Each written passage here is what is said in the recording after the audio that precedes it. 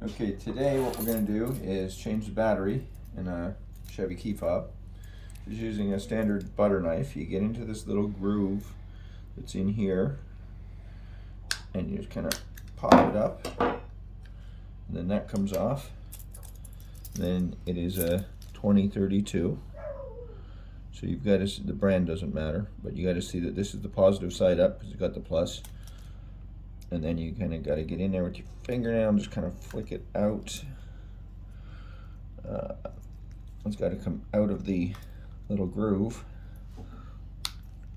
which is sometimes easy and sometimes not so easy.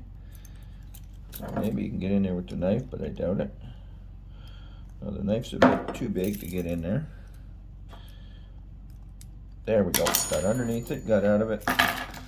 Now, the harder part is trying to get the battery out of this package and make it almost impossible to get in.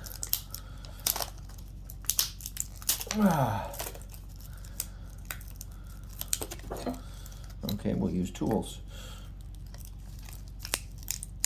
I'm going to move that out of there because if this one comes flying out and ends up on the table, I don't want to get the good one mixed up with the bad one. So we know that that was with the negative side down, positive side facing up, which is this. And get back in there. And then you just put the cover back on. There's a couple of tabs that go in here and here.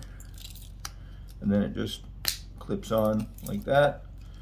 And I don't have the truck here to test if it works, but if I did, there you go.